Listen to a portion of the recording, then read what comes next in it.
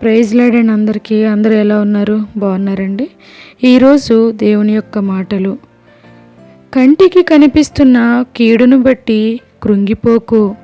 ప్రతి కీడు వెనుక నీ జీవితాన్ని మార్చే మేలు దాగి ఉందని మర్చిపోకు.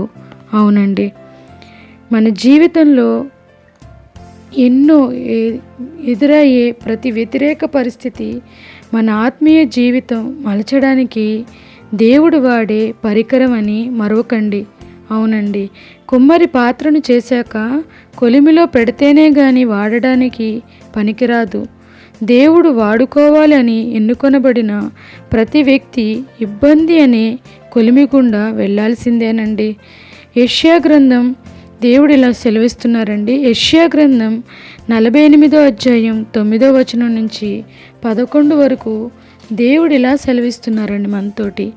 నేను నిన్ను నిర్మూలము చేయకున్నట్లు నా నామమును బట్టి నా కోపము మానుకొనుచున్నాను. నా కీర్తి నిమిత్తము నీ విషయములో నన్ను బిగపట్టుకొనుచున్నాను. నేను నిన్ను పుటము వేసి తిని వెండిని వేసినట్లు కాదు, ఇబ్బంది కొలిమిలో నిన్ను పరీక్షించి తిని నా నిమిత్తమే అలాగు చేసేదను. నా నామము అపవిత్రపరచబడనేలా నా మహిమను మరి ఎవరికి నేను ఇచ్చువాడును కాను అని దేవుడు సెలవిస్తున్నారండి.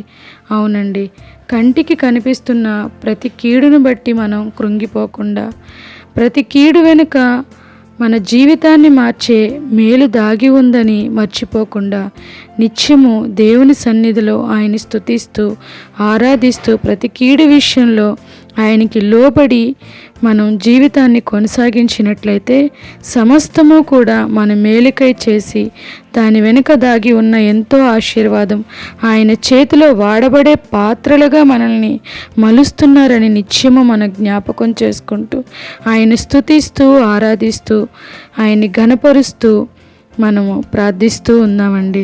దేవుడి పరిశుద్ధ వాక్యం దీవించునుగాక. ఆమెన్. ప్రైజ్ ద లార్డ్ అండి. థ్యాంక్ యూ సో మచ్ అండి. Thank you.